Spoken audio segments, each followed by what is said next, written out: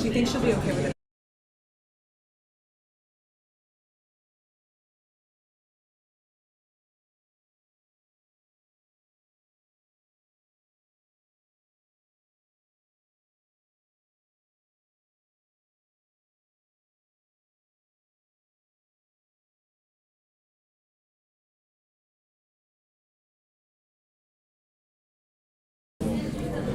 Mic's on? Yeah, In perfect. a couple of minutes, we're just letting all the few last folks enter, and we're making sure that our tech is ready to go. So just give us a couple more minutes and we'll get started. Thank you. Okay. We just need a couple more minutes.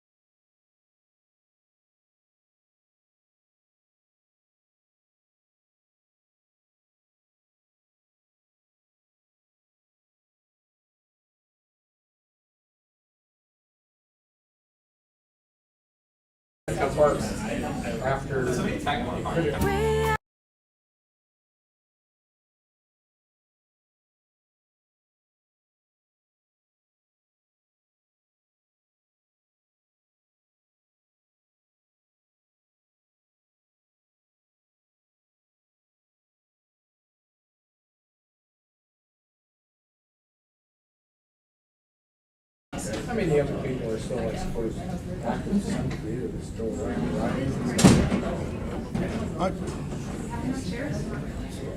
We're good. We're good. Hi, Brian. I'm calling order. Hi, Brian. Mathieu, ça va? We have enough. I mean, if you might want to take it. Good afternoon, everyone. Or good evening. Good evening, everyone. Steve Snyder. I'll be chairing the meeting tonight, the AGM of Bike Winnipeg, and I'm calling this meeting to order. First order of business is the land acknowledgement and introductions. Julia Schroeder. Can we cut the music? Yes, sorry. Thank you.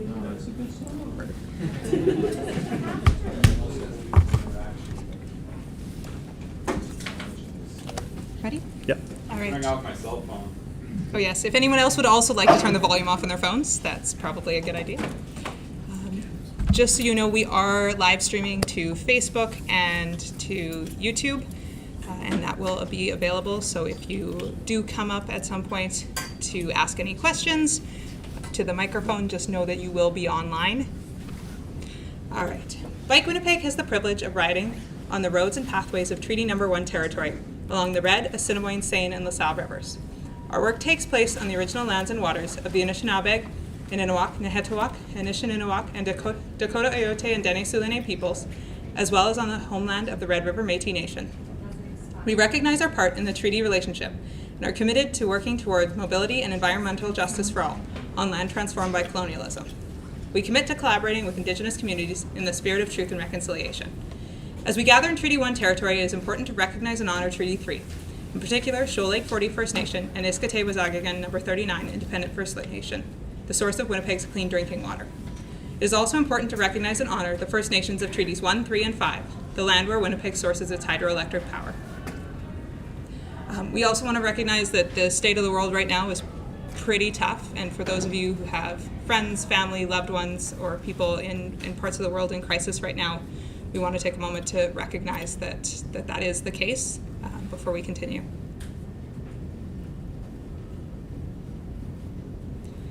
All right, we're going to begin with some introductions. My name is Julia Schroeder. I use she, her pronouns. I'm a member of the board with Bike Winnipeg. This is my 5th year on the board. I'm also the chair of our Education and Outreach Committee, and I am a member of the Northeast Local Bike Group. When I'm not with Bike Winnipeg, I'm also a grade 1-2 teacher in River East Transcona School Division. We've got our lovely chair that you've already met this evening. This is Steve Snyder. He is a former board member.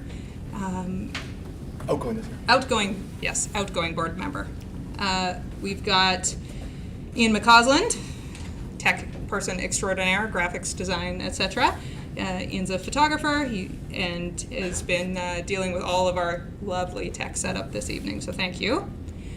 Let's see, where are our board members? All right, let's see if I can make sure that I get everyone's last names right. I will do my best. Okay, we have our board chairs. We've got Corey Dick. Corey has been with the board for 2 years. Thank you. I should have written this down, but we're going to do our best.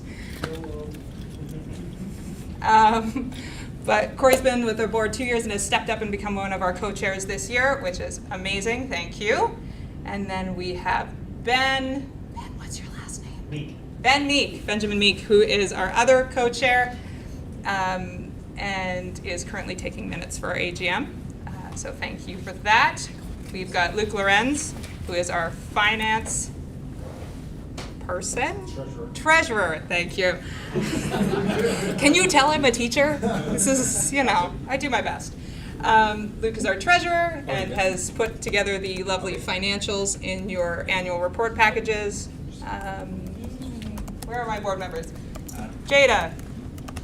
Jada is back. Jaya. Oh my goodness, my brain. Okay. Jaya. Benj. Thank you. You'll have to help me out here. Jaya Benj has been on the board for also 1 year. 1 year. Okay. Jaya also works with Storefront Manitoba. And we've got Patrick. Patrick, what's your last name? Proud. Mm-hmm. Patrick has been on our board for 1 year. 1 year. Mm-hmm. See, I should have done an introduction. You should have done them. You got a better idea than Sorry. I do. I just, doing my best. We've got, Adam for 2 years. yay, I'm getting there. We've got Adam Johnson in the back, who's been on our board for 2 years. Who else am I missing? Robin. Yes, Robin. Dick. Confusing me. Okay. Who has been on our board for 2 years. We've got Patty Weens, who has been on our board for 1 year. Did I miss anyone? Doing my best. Okay. Executive director. Oh yeah, well, okay, but everyone knows Mark. But we have Mark Coho, our executive director. If you don't know him, then I'm concerned, but that's okay. And we have Manpreet, whose last name is Gill, who is our bicycle parking coordinator. Yes, okay. You are Julia, what's your last No, name? I did mine. I'm Julia Schroeder, but yes. And then we also want to recognize that we do have 2 city councilors joining us this evening. We've got Janice Lukes, who is joining us virtually somewhere. Just give me a sec. Right there. There she is. There's Janice. She's not up on the screen, though. Oh, hang on. We're getting you up on the screen, Janice. And we also have Matt Allard. So thank you both so much for joining us. You definitely should have done the intros. Yeah, I think I knew more than you. Hang on, Janice. We'll just got to stop this presentation. There we go. All right. There we go. There. Okay, and so we're going to let Janice bring greetings, and then we'll let Matt, and then I will pass it back to Steve because he probably does it better than I do. Welcome, Janice. You're on. Okay, I'm on. You can hear me? Yes, yes, we can. Okay, so I'll bring greetings from, on behalf of the city. I really want to thank you for all the work you do. You know, when you volunteer on a group, I volunteered on Bike to the Future, Winnipeg Trails Association, and people don't really recognize sometimes all the work that you do and the advocacy that you do, and how valuable it is to city councilors and to the public. So I just really want to thank you for all the work you do. You know, all the time that sometimes seems to get wasted, i.e. last week, but a lot of energy, right? But I really, really appreciate all you do, and I know a lot of the councilors appreciate all you do. So keep up the work. Mark, you're amazing, incredible, and yeah, I know that I'm a huge supporter and do all I can on the budget working group and throughout the year on many meetings. So I just pleased to join me. And please, Thank you, Janice. fantastic report. Matt, would you like to speak? Sure. Oh, come up so that. Yeah. Thank you. Hello, everyone. I'll try and be brief. Deputy Mayor Janice Lukes was relatively brief, and that's not a quality a lot of us city councillors have, especially after we've been in office for a little while. Alors, je voulais, comme Janice Lukes, vous dire merci, thank you to everyone here. You know, your group of tireless volunteers. I often hear the words powerful bike lobby, and here you are. And I don't think there's any billion-dollar checks going around today, but I see a lot of people who love to use active transportation, want active transportation to become better in this city. It is getting better. Thank you, Councillor Lukes, for the work that you're doing as Public Works Chair. Thank you for the work that you've done prior to being there on council, and I think we're getting there slowly but surely. I think with the Transit North Garage, once built, we might finally get those bike racks on buses so that we can actually have an integrated bus system. Mayor Gillingham, to my delight, committed to having active transportation built at the time of renewal, which was one of my big pet peeves with the previous administration. And the road safety program that Councillor Lukes is heading up, in my term as Public Works Chair, had some frustrations there as well. So I think on that, the mayor has also committed to fixing roads before they are renewed if they do need to have safety upgrades. So I'm already over my 2 minutes and I've talked too long. So merci beaucoup. Thank you to all the work that you do. It really does make a difference, and I think we are slowly but surely the Winnipeg way, getting to a walkable, bikeable city. There's still a lot of work to do, but I think we're going in the right direction. So thanks for your time.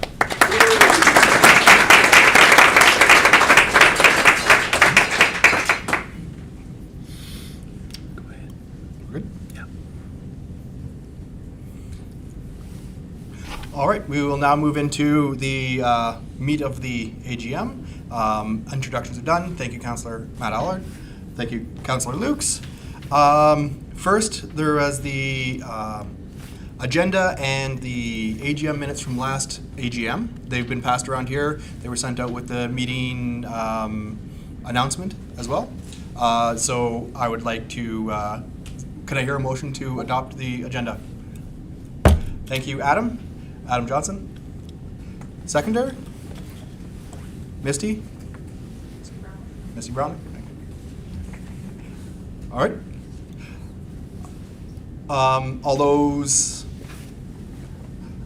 in favor, thank you. I lost my head there for a second. Any opposed? No. Thank you. And for the approval of the AGM minutes, any questions? Motion to approve? Seconder? Awesome.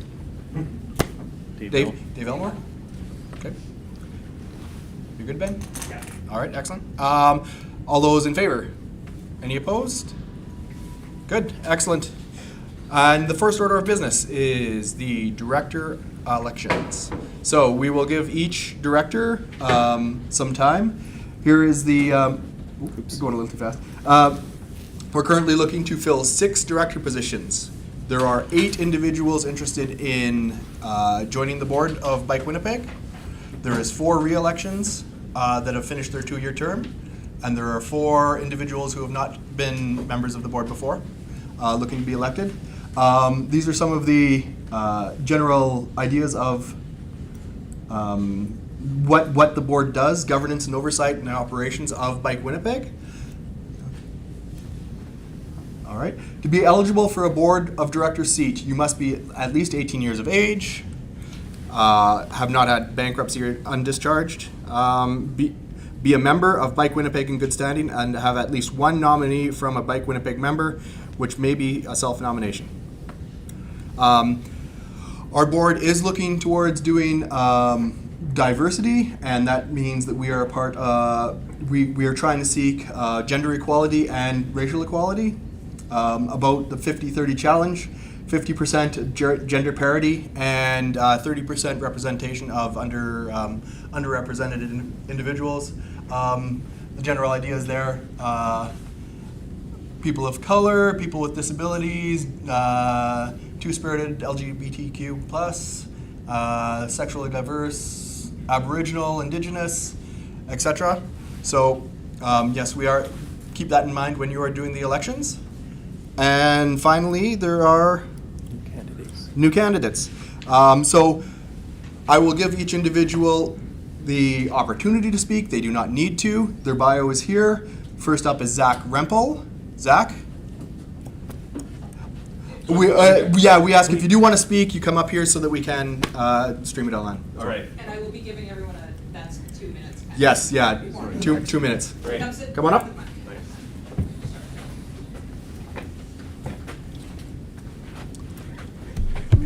Hello, everyone. Thanks for having me here.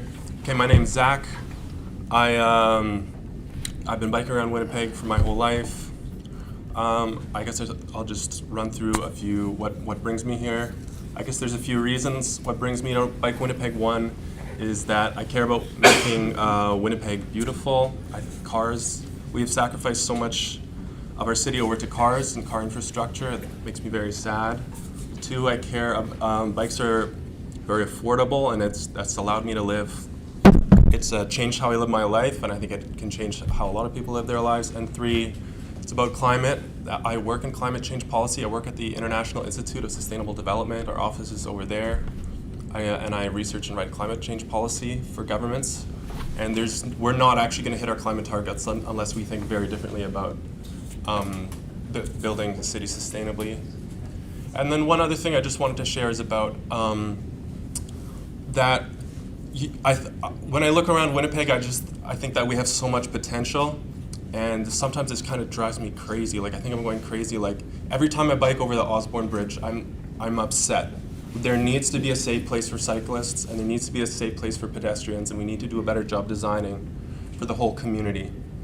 And that's the kind of energy I have, and that's the kind of energy that led me to work into climate change policy and what brings me here today. So, thanks, everyone.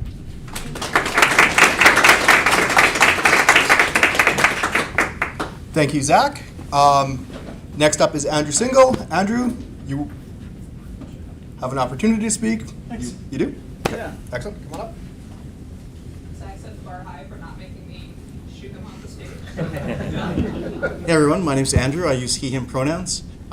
Started off as a recreational cyclist, became a commuting cyclist, became an all-year commuting cyclist, and that kind of radicalized me. And after one winter of that, I wanted to find more cyclists in the community, and I already knew about the wrench and got involved in some Bike Winnipeg rides. And I'm really excited about what the advocacy we can do to make a safer city for people on active transportation. So I've been involved in various boards for several years, and it's something that we can do as people to help make the city better for other people. So IT background, so a bit of a nerd, and but I think it's important to to volunteer for things like this and be involved in the community.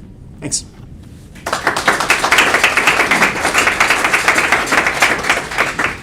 Thanks, Andrew. Next is Doug Hilderman. Doug?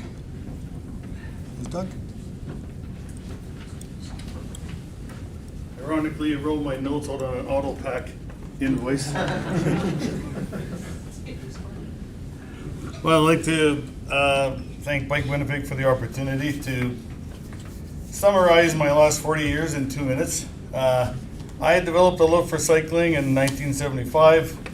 It was a grade 5 field trip from Garden City, Forest Park Elementary School to Little Mountain Park. And when you're 10 years old, that's a pretty big bike trip. And sadly, since then, there's been very little change. I'm a lifelong North End resident, and the infrastructure that we have today is very bad. I literally have to put my bike in a vehicle to go to the South End to cycle on nice trails. And that isn't right. And what I'm really passionate about is wellness, mental and physical wellness. And I believe cycling, especially for youngsters, needs to be promoted, and it has to be easy. If it's not easy, you're not going to do it. If you have to transport something across the city, you're not going to do it. If you can go at your front door in any part of the city and it's easier to walk or cycle versus driving, you're going to start doing it. So being a North End resident, the infrastructure is something that's been a constant source of frustration for me, really. I mean, just making 2-block stretch of Scotia 30 kilometers an hour was so controversial, and it should have just been, an obvious thing. I'm a professional person in agriculture. I've been on boards of Canada Ports. I was the past president of the Manitoba Motocross Association. We had 500 members. I ran that for a number of years when the kids were racing motorcycles. And I've done a number of Instagram projects on wellness, on vocabulary, on diet, on being a creative. What's a wrap? Okay, so I only got to 1976.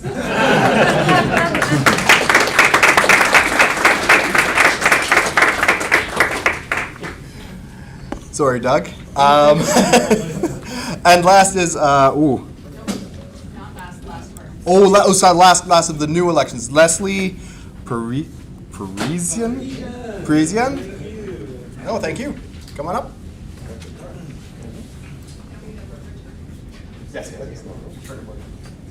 All right, so who's the person keeping track of my time? 2 minutes. Over here. Give me a go. Hi everyone. My name is Leslie Parisian. I've been involved in the cycling community here in Winnipeg for quite some time. I would like to give thanks to the individuals in my community that helped me come up with my bio. So I have a hard time speaking about myself. So I told everyone what my purpose was. Asked them to give a description of myself. And I put that all together to come up with this bio, which is great. So I want to thank those people in my community.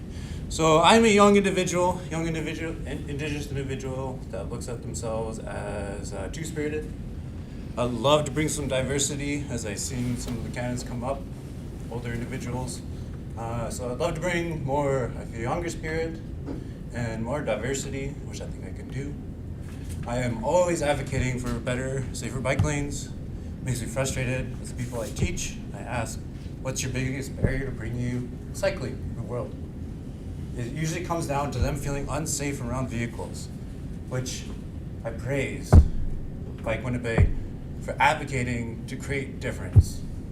One of my favorite places to ride down is Powers, which is a nice 30-kilometer road, which is fantastic.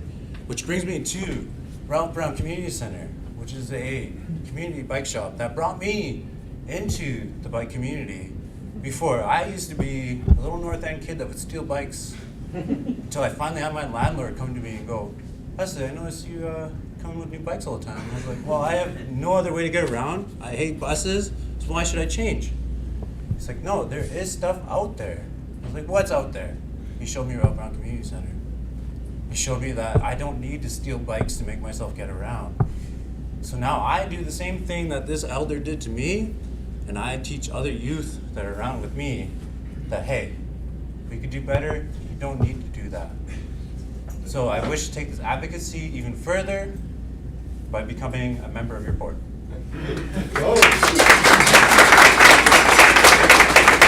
Perfect timing. Thank you, Leslie. Now we have 4 returning board members that are up for re-election. First is Adam Johnson. Adam? You, yeah.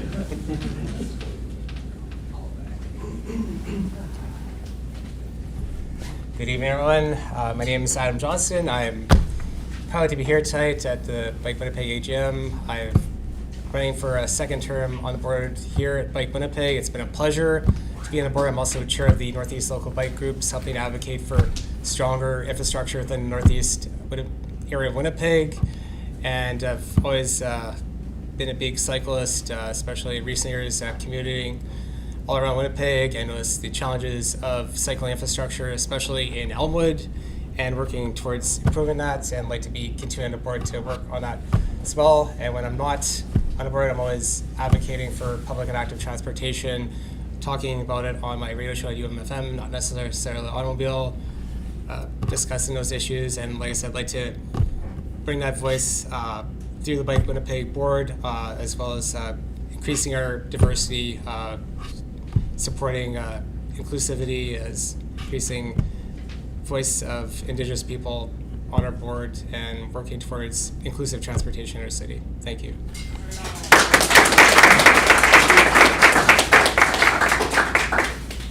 Next we have Luke Lorenz. Luke, 2 minutes. My shoes got soaked, that's why. Wow, thank you everyone. I'm humbled to be here speaking in front of you. Great group of people. So I'm the current treasurer of Bike Winnipeg. It's been a great 2 years. I have to thank Misty for setting me up to succeed. So yeah, I joined the board because I just want, like I think Matt alluded to, for Winnipeg to become a great world-class cycling city. And I think we could do that with the work that we're doing so far. I grew up in Ottawa. I've been living in Winnipeg for the last 11 years or so. Have 2 kids, and really, I'm actually doing it for them. I want our youth, our kids to feel safe going to school, from school, just not relying on cars, just being really enjoying the outdoors, being on their bikes. And you know, thanks to the great group of board members, I actually rode my bike through a winter for the first time this year. It was fantastic. It was, honestly,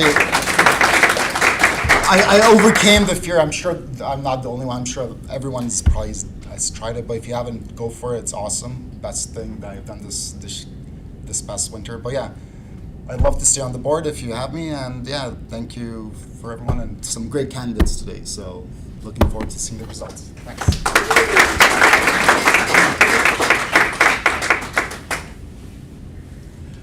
Up next is Robin. Robin, come on up. I'm Robin. I go by she, her. I've been on the board for 2 years now, and I got into it. I mean, we all have passion for cycling, but I think having a kiddo, like some people alluded to, is sort of a whole new level. So I have a toddler, and we bike together all the time. He bikes, and I have a trailer, and I've got a seat on my back of my bike, and so really understanding now that as I never thought of myself as someone who needed protected bike lanes until I had a kid, and I'm like, oh, I actually do need this.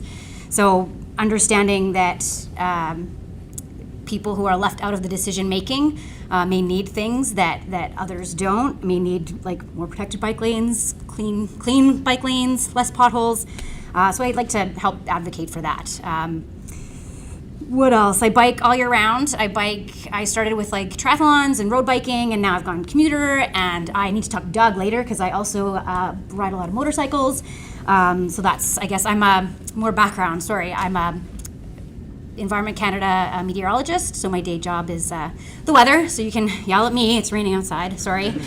But I own a small business, and then obviously I have a very young family, so I, as I normally do, didn't really prepare much for today.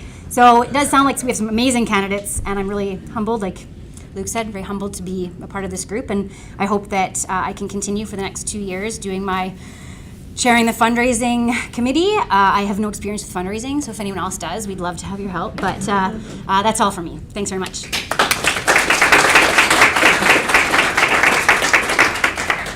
Thanks, Robin. Next up is Corey. Corey, 2 minutes.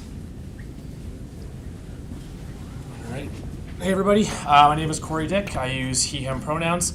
I've been with Bike Winnipeg for 2 years. I am recently joined as co-chair working with Ben, and I also lead the Measurement, Audit, and Compliance Committee that was recently established, sort of just adding a layer of additional transparency into our financial numbers and looking at sort of the risks that we as an organization face. So it's been a pretty wild and busy 2 years, but I've really been enjoying my time here. The reason why I'm here, I didn't really have that eureka moment until I came back to Winnipeg during the pandemic. I used to live in New York for work, and came back during that pandemic. And after living in a city for a couple of years, it was very easy to get around. Bike, your legs, the subway. Coming back and realizing just how reliant we were in Winnipeg on vehicles to get around, I kind of had that light bulb moment where you see a community like the biking community that year long gets around without the use of a vehicle.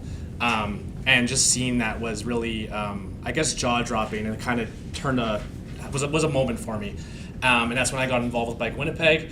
Like Luke, I just had my first year of winter riding, so that was exciting and scary at the beginning, but it's been wonderful, and I hope I can be on here for 2 years. But I mean, just seeing the slate of candidates and the fact that there's more demand than supply, to me, demonstrates the strides that Bike Winnipeg has made in just the past couple of years, and how great the great work that this organization, that Mark is doing at the board and the volunteers are doing. So just to be able to speak here and speak to this is a privilege. So thank you.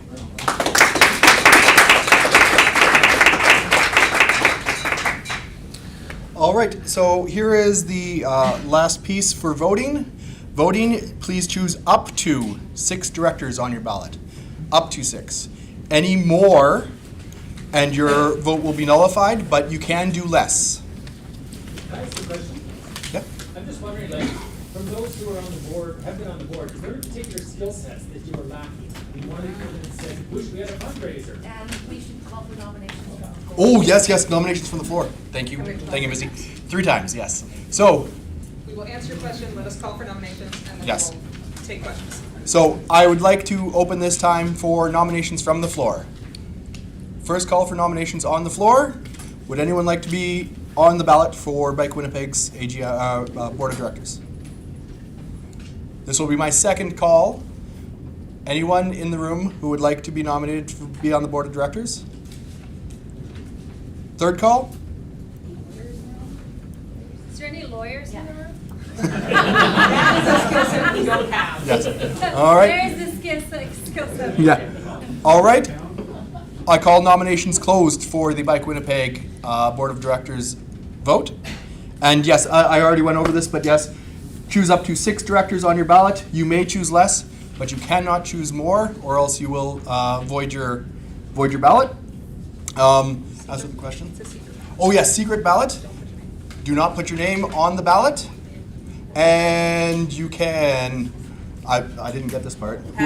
Patty? Come to you. Patty, will you go around, or I can go around as well? Oh, okay. I will. Picking up ballots? Okay, I'll pick up ballots from this side. You pick up ballots from that If you side? want to fold them in half and pass them down to the end of your row, if you do not feel comfortable with that, that's fine, we can come, but some of these rows are tight. Yes, that is. Oh yeah. If you do not have a ballot, put your hand up and Patty will get you a ballot. I think it's just K. Hey, I didn't give you a ballot? So in terms of missing pieces on our board, definitely we do not have anyone with law experience, which if you've noticed that we are not a registered charity yet, it's because for a bunch of people with no law experience, that is something that we are working on, but it's not fast. Fundraising, also something that we are particularly always in need of support with if you are really good at that. One of our board members terming out this year, Clayton Rudy, has been a grant writer extraordinaire. So if anyone is good at grant writing, that is something. We are always looking for more diversity, looking for people from different areas in the city. Anything else, board? 2 of our members up for re-election are our accountants. Oh yeah, if we do not re-elect our accountants, we're going to be in trouble because I'm not doing that. But I am not allowed to. Oh yes, sorry, I'm not allowed to be biased towards anyone. But if we don't re-elect our accountants, then we need to elect new accountants.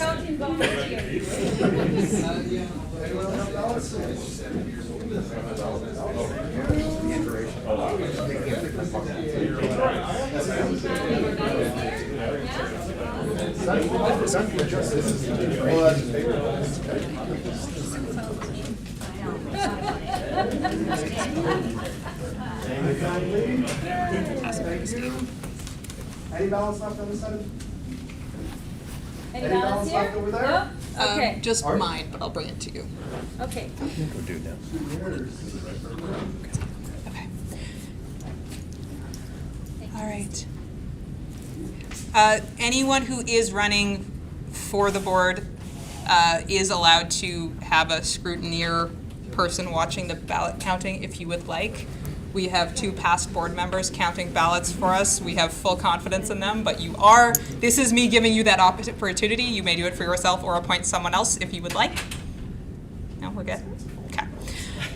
Just before I pass it back to Steve to move on to the reports, I do really want to thank everyone for running. Being a board member on a working board like Bike Winnipeg is a lot of work. We meet once a month as a board. Everyone is expected to also be part of another initiative or committee. And it really, really does mean a lot to us that so many people are willing to put their name forward. If you are not elected, please stick around. We desperately need you in all sorts of capacities, and we would love to find a place that you can use your skill set. I was so excited to see how many places from around the city our board members are coming from, the different experiences and backgrounds either with bikes or on different boards. The diverse voices, how many of you either were born and raised here in Winnipeg or who have lived in other cities and might have some things to bring. It's so lovely. I've been on the board for 5 years, and at one point we had 3 returning board members. So I'm very appreciative of all of the willingness to support us that you all have shown today. So thank you.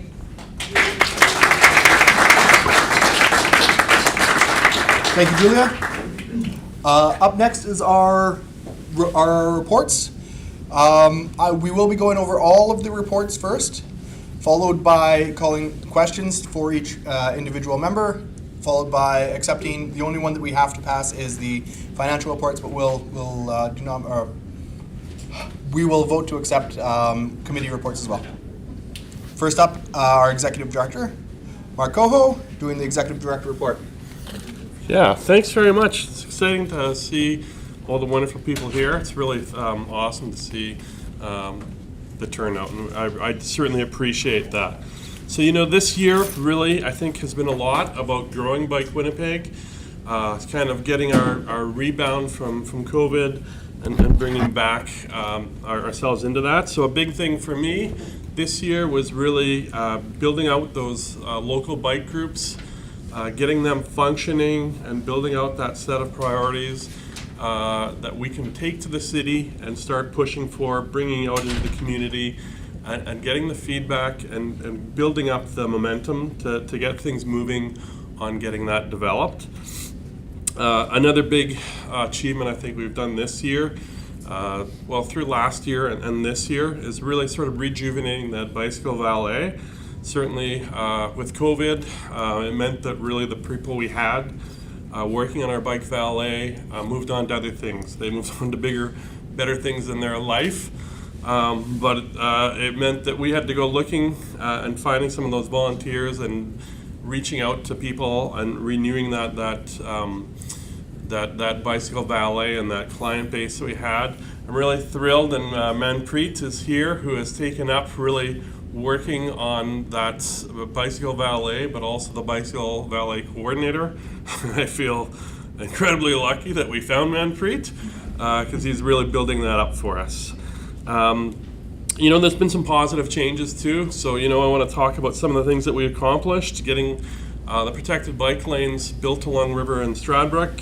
Councillor Allard talked about the importance of including active transportation and building these things as we're rebuilding our roads. So that is a case in point where, through the help and I think through a lot of persuasion and some councillors on some councillors' part, that we're moving forward on getting those things included, and we're thankful for that. But St. Mary as well, I get to use that on a regular basis to get to my other jobs. So it's something that's there. The Northwest Hydro Corridor, I looked back at my notes on that, and I think we started working on that in 2008 or 2009. But it's building and it's moving forward, and really our goal is to see it connect from Seven Oaks Hospital towards the Assiniboine River, to make that connection. It's very doable, and we're working towards it. And again, last year too, we really built on our rides program. So infrastructure is one part of the puzzle, making sure people do have that safe place to ride their bikes, that we're making that connection to those destinations. But unless people are aware of what's out there, unless they're introduced to it, they're not going to use it. So our rides program, and that's our Pedal into History, our art rides, Manitoba Master Gardener's Ride, and the Haunted Rides, all the different types of rides we do. We do that to get people out, get them seeing the sights and really perceiving and getting to actually be on those routes, because we know that breaks down some of those perceptions, makes it easier to move on. And the Cycling Ambassador program as well has been moving forward. So we're looking forward to that. Certainly, we've done some progress as well on bicycle theft. So moving over to 529 Garage, we think that's going to be a help, and we're going to be really pushing with the city to move forward on that in the next year as well. So I'm looking forward to working with everyone, and I'm sure you saw them when you came in, but there are volunteer sign-up sheets, and I hope you'll take a look at those. So thank you.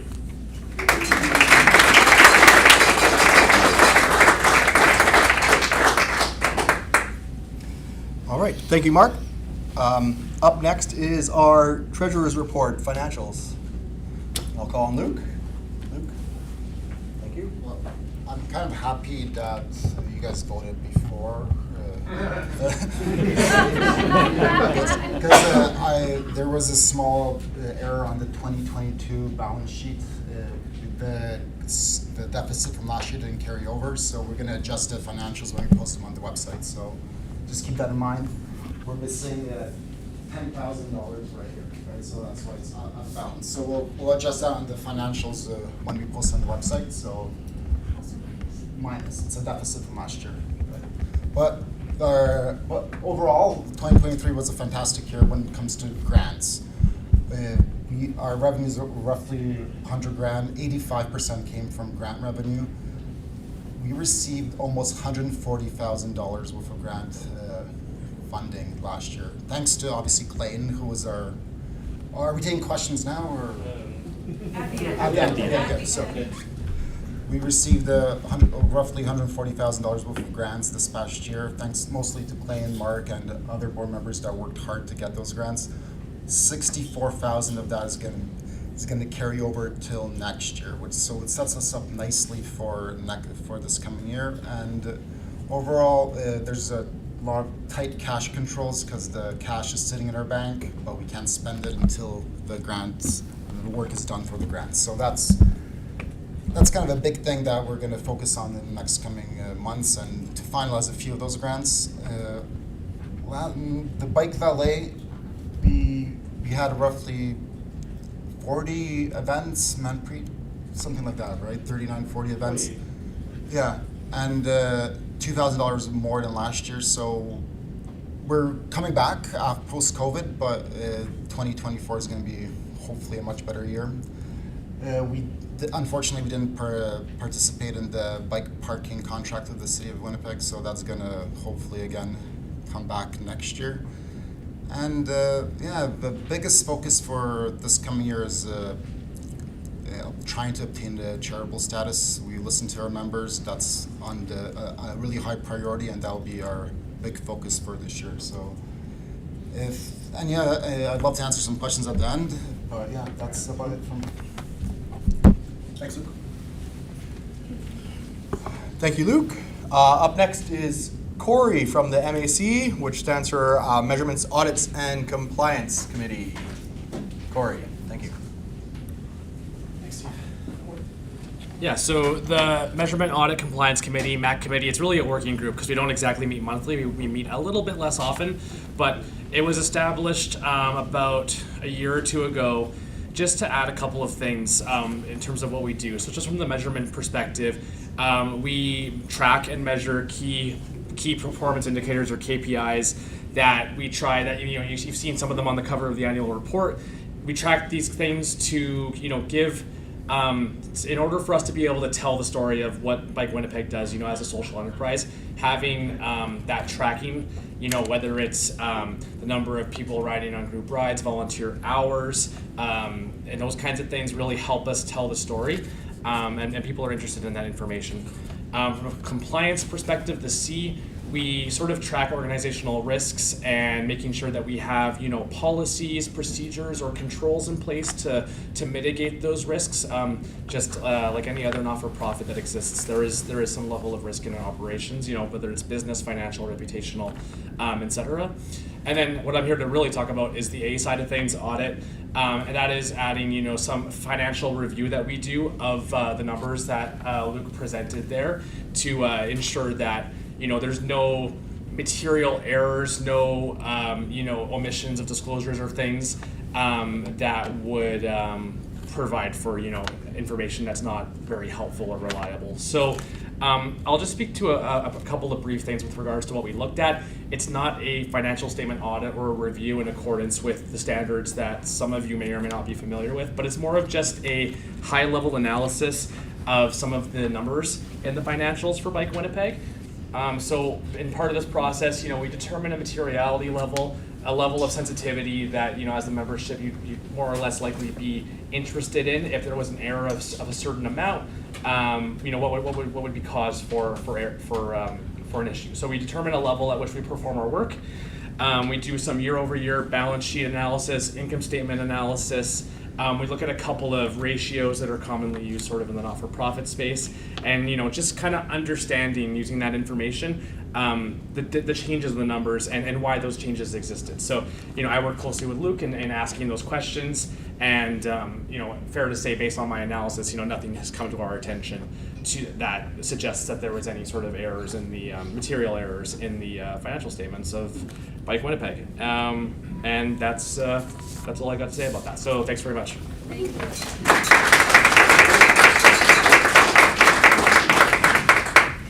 Thank you, Corey. Up next is our fundraising committee. The one with no experience. The one with no experience. Yeah, so I'll be really quick because as you know, I've been on the board 2 years, and so I've really only been co-chairing this fundraising committee for about a year. And really what it's been is really supporting Mark in all his duties. So the main thing that I wanted to highlight from this year was a sponsorship package, which I feel like has been kind of in the works for a long time, but Jaya was just like, hey, let's get her done. And she did it. And then Manpreet made it look beautiful. So we're gonna hopefully put that into execution for this year. That's the biggest thing I'd say over the year that I've been involved that we've come up with. We also do a lot of campaigns, like we'll have a big spring campaign. We did a big Giving Tuesday campaign because that's where we get a lot of our donations and memberships from, which he's not here now, but one of our volunteers, Charles, he puts a lot of effort and work into that. So again, it's mainly supporting him in that. Grants, obviously, as you heard from Luke, is like 85% of our money. So that's a lot of Mark. And we just kind of, help him as we can and support him in doing that. He's the brains behind all the grant writing. And if you have any experience with grant writing, you want to be a part of that, we'd love to have you. What else? I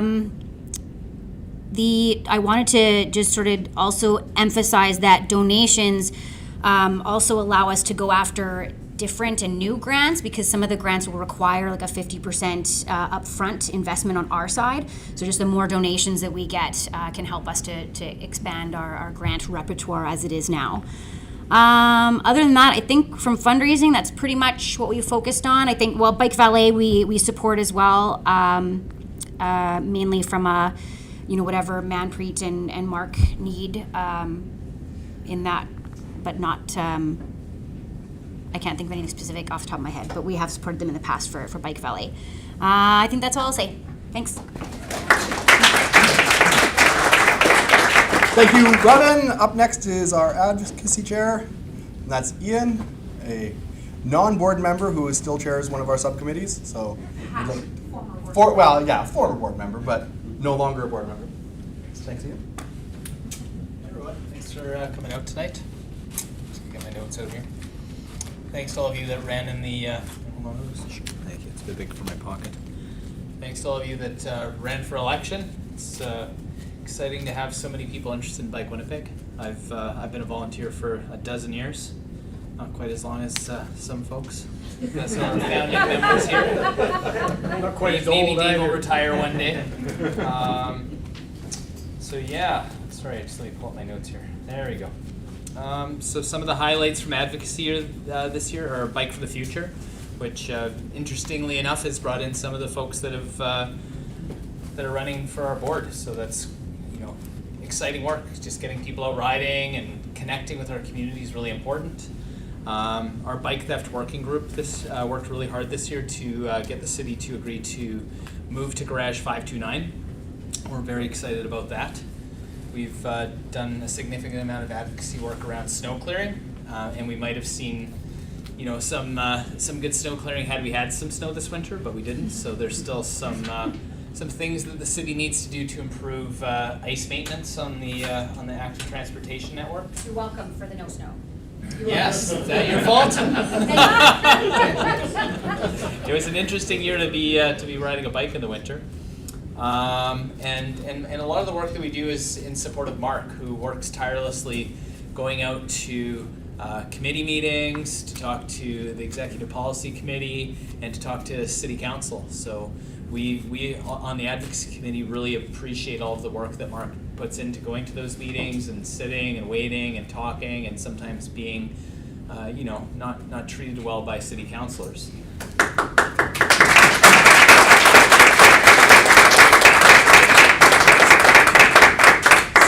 So with that, my request of all of you, or of your friends if they're not out here at the meeting tonight, or for those of you that are watching online, is we'd like to have you come out and help us with our advocacy work. We don't want the same people going before committees time after time after time, and we know there's a lot of you out there that are interested in advocacy work, and we'll do whatever we can to help support you doing that. So, don't be afraid to come out. I know it can be scary to go out and talk to a group of people, but with some practice, you'll be great. So, anyways. Join the committee. Yeah, join our committee and help us out. We're a fun group of people. Thanks so much.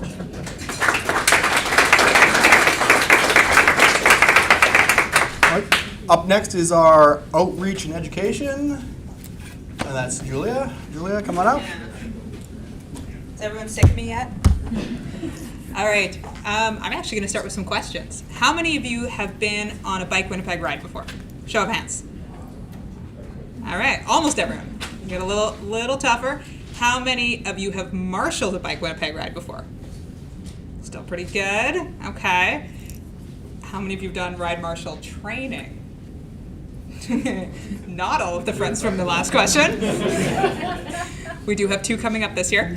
How many of you are on a committee, a local bike group, generally otherwise volunteer with Bike Winnipeg? Okay, pretty good. I'd like to see a few more hands next year.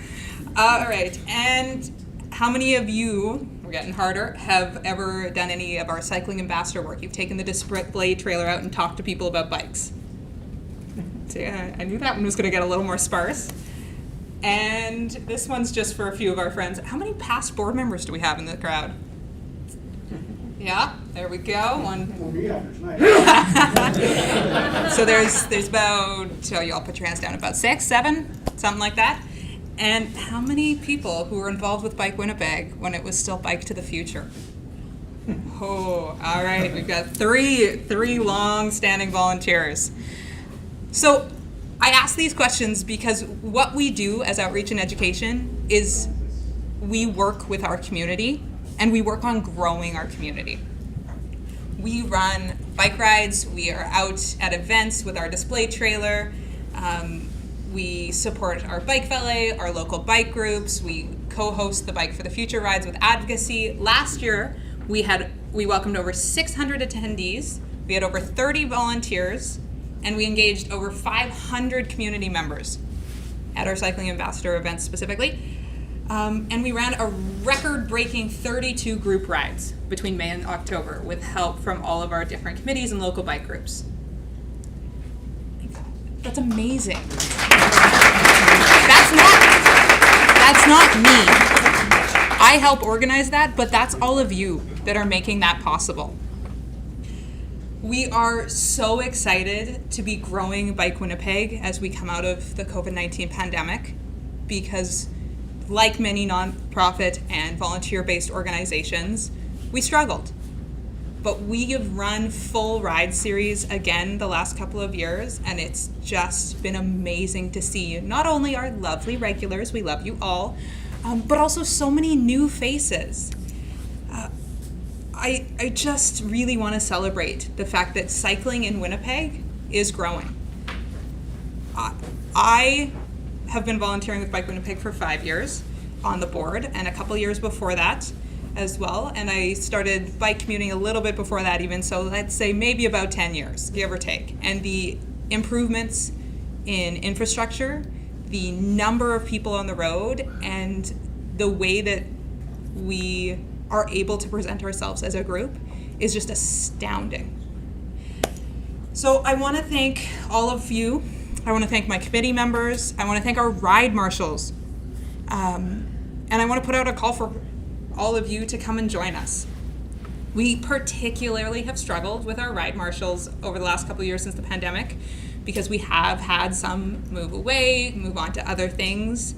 And that is something that we are really, really desperately in need of more ride marshals, because right now we are running, again, 32 rides last year with a fairly small core group that are making it out to most of our rides. And as awesome as these people are, we do not want to burn them out.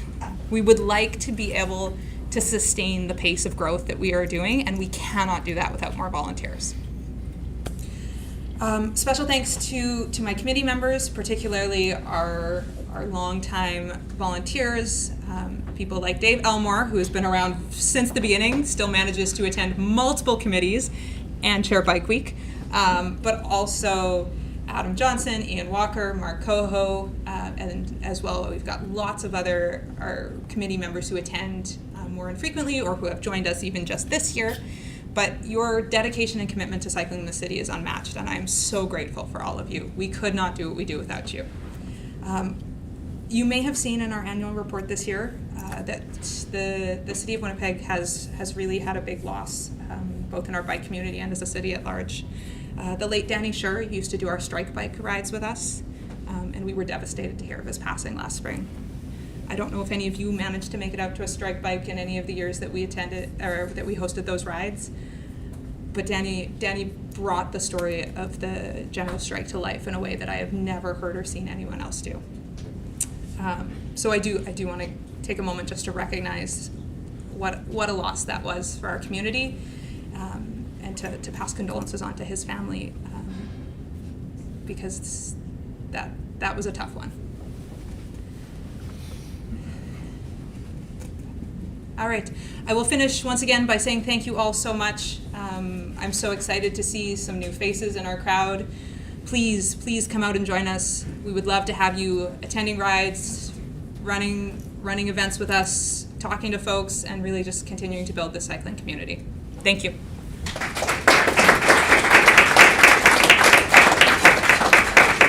Thank you, Julia. And last is Adam Johnson with the local bike groups report. Adam, thank you.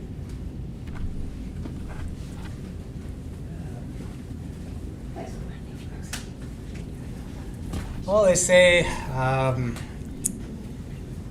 have a strong group, you gotta have, or a strong organization, you gotta have a strong group. And that's what we're trying to do with local bike groups. There's a lot of value in them. And how local bike groups work is they're tied to 12 areas in our city. So, for example, we have many of them, like the Northeast area, which I'm in, and I co-chair with Julia. We also have Southeast, Northwest, but Central. Yeah. Central for sure. And everyone that participates in these local bike groups does great work. Steve West in Central. Often in these local bike groups, we plan rides to show, key figures, cycling infrastructure and the challenges that each area faces, like whether it's like linking Archibald to the Northeast Pirates Greenway to Assembly area with the Yellow Ribbon Greenway. Like I said, our local bike groups help advocate for building stronger and safer cycling here in Winnipeg. So hopefully get more people out and encourage you to at least join a couple meetings and spread the word to get to build our local bike groups, because they are the bread and butter of Bike Winnipeg. Thanks.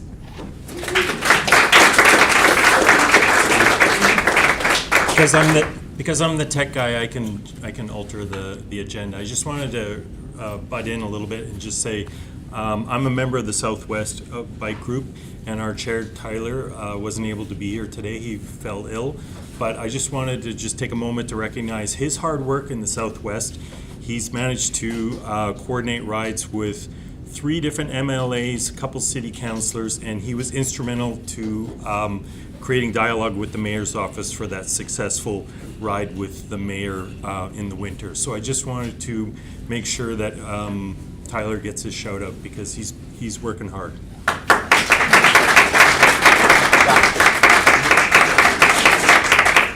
I keep butting in.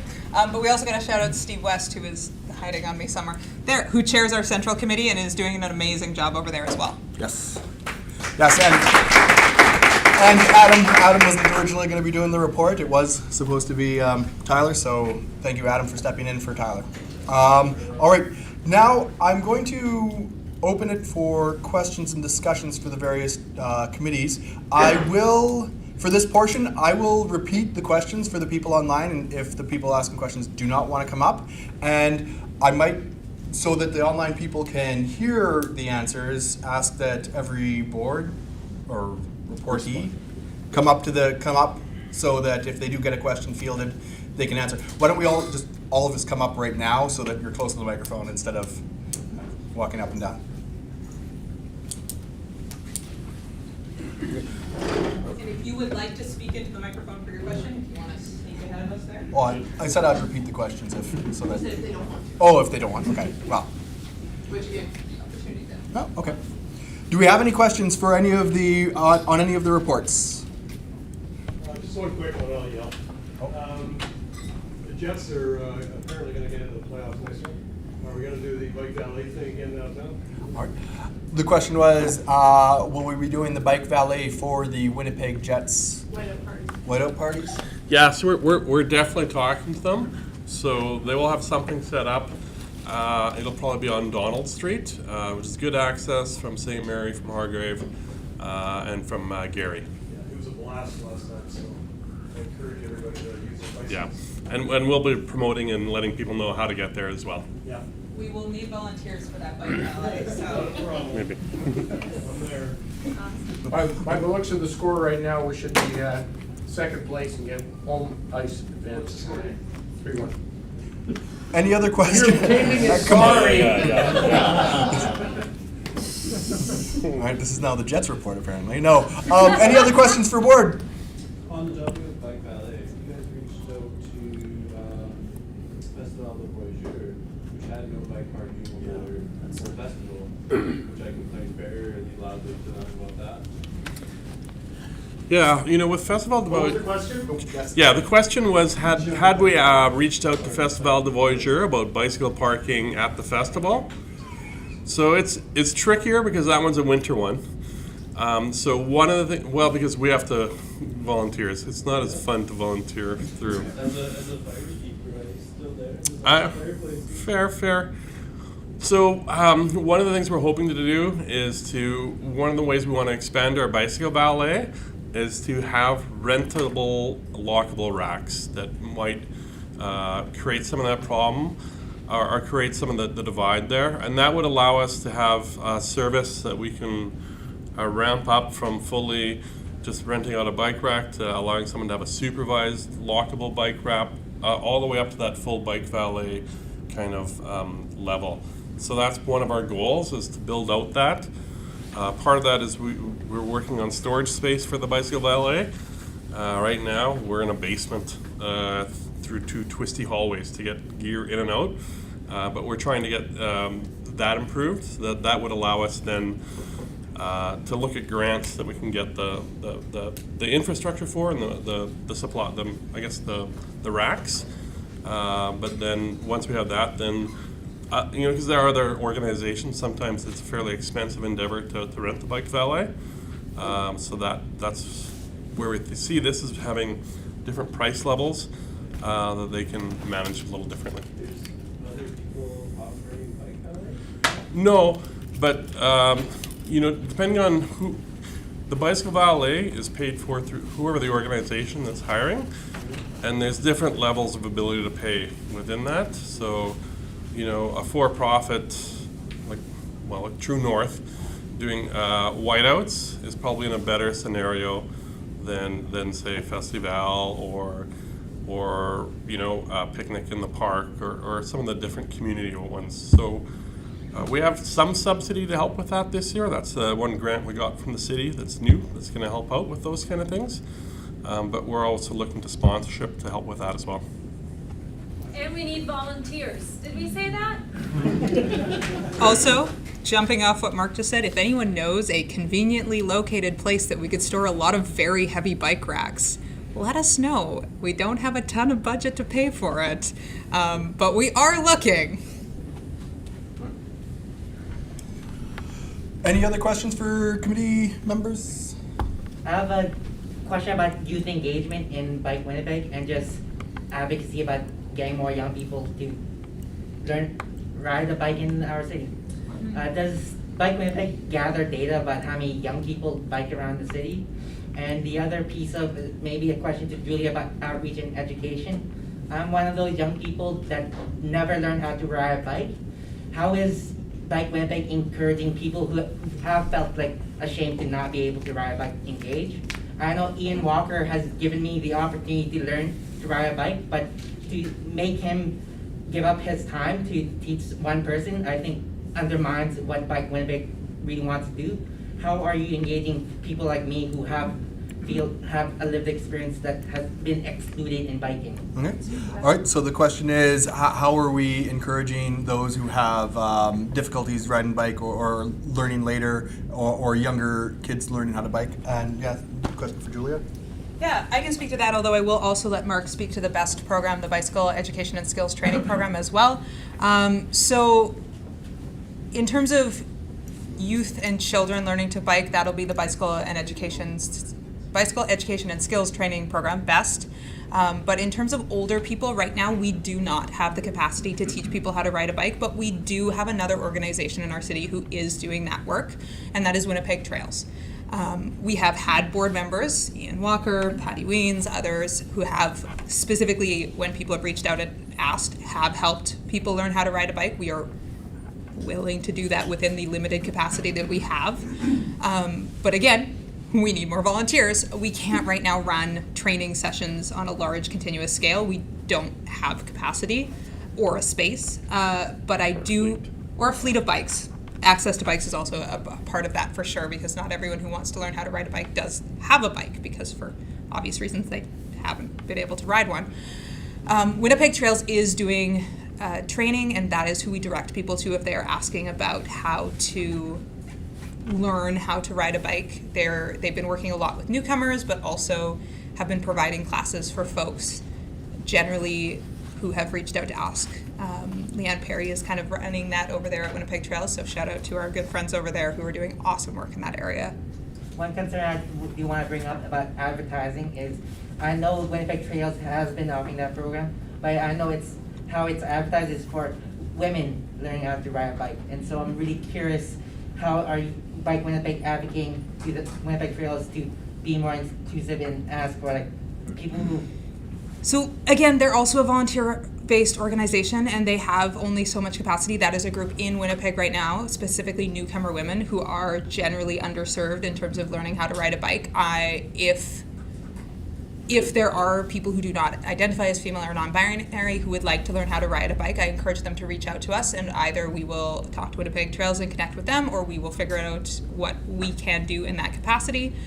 We are always wanting to support folks getting into the bike community. I don't have a very specific answer because it's not a large group that has been reaching out with those questions, but that would definitely be something that we would want to tackle if it was coming up, for sure. Can we let Mark talk about the BEST program, and then we will absolutely take your other question? Yeah, so I know we recognize certainly that adult education, both whether it's learning to ride or actually developing skills that'll help you as a commuter, are both things. We have a gap in that. It's something that's recognized in the city's cycling strategy as well, pedestrian cycling strategy, but it's not something that there's been funding for. So it's just a gap that we have. In terms of youth, kind of really where we're focused there is as a partner in the BEST program. BEST is Bicycle Education and Skills Training. So about 10 years ago now, maybe even 12, it's hard to say. It gets lost in the history a little bit. But we worked through our access in the PUB with Manitoba Public Insurance. We reached out to Public Utilities Board through that to ask for MPI through their role and through their mandate has vulnerable road users as part of their mandate. So we had asked for them to work at ways to make it better to increase cyclist awareness and cycling skills. So the BEST program, we worked with Seven Oaks School Division, and it's run by the Green Action Center. We're a partner in it along with Wrench and Bike Week Winnipeg towards where it's now throughout all grades 6 to 8 students in the Seven Oaks School Division, in Louis-Riel, and in St. James School District. Basically get 6 classes a year where they are learning to ride. They're learning skills like left turns, signals, positioning on the roadway. It builds up on a sort of a spiral curriculum from learning those skills to getting out on road, and the goal is by grade 8 they're somewhat comfortable in that cycling what's needed to get about by bike in Winnipeg. And a part of it as well is that especially in the earlier years, but actually even up until the grade 8 years, many of the students haven't ridden before. So the schools all have fleets of bikes that they use, and we use that space to teach the kids that are going through those schools the skills to bike. So we get them up and really work with them so that they, hopefully by the end of that course, they're out with the rest of the class joining in that class ride. And it's something we're hoping to expand out across the city and build into the province as well. I do also want to just shout out that MPI does run a Bike cycling rodeos? champions Yes. program and also a bike rodeo program. I won it in 1976. Yeah, so MPI is also doing a variety of different things. But before we digress any further into that, we do have another question, and then we have our special guest speaker in 15 minutes. So you speak out like a lot of this is happening, as you say it's happening. I don't see it happening. As a person that works in student educational programs before school, like you mentioned cycling champions, which was made by Dave, which I love. Because that doesn't teach you how to ride a bike, it teaches you how to ride a bike in traffic, with traffic. Confidently. I don't believe MPI is putting that out there as much as they should. And I would love to see like Winnipeg advocate to do that more. yeah. And the question of teaching our younger individuals more. Yes, we have our bike rodeos that happen usually with events that happen in schools, but our education in schools on how to cycle safely and confidently in traffic is not there. Yep, I would agree. So the question was, there were a few parts to that. What is Bike Winnipeg doing? Like, I know we're addressing funding and not enough volunteers. Yes. But what is Bike Winnipeg doing to push MPI to make sure that happens, and other entities like City of Winnipeg to put more funding So the question was, what is Bike Winnipeg doing to push MPI and other entities to advocate for youth cycling education and for making sure that kids and youth are confident cyclists on the road and on paths and wherever they need to be going? Correct? Okay. I will let Mark talk to that, but I'm also a grade 1 and 2 teacher. So I'm going to talk just for a moment. I'll keep it quick. But we did have a bike rodeo at our school last year.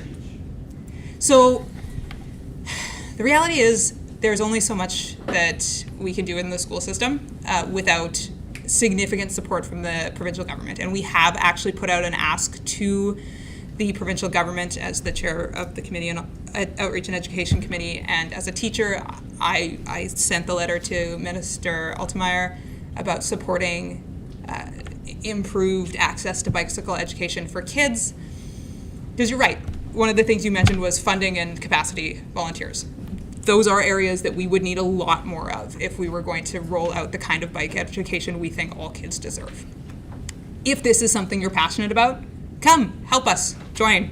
We would love to have you, because right now I occasionally joke that Dave is my person who reminds us that we also have to do education on our committee, because we spend a lot of our time on our outreach rides because we just only have so much capacity. And those are really a big way that we are able to grow our community and get out and involved and hear what people are concerned about. So yeah, the MPI bike rodeo is fun. My kids still talk about it this year, and they did it last year in the spring. They really enjoy it.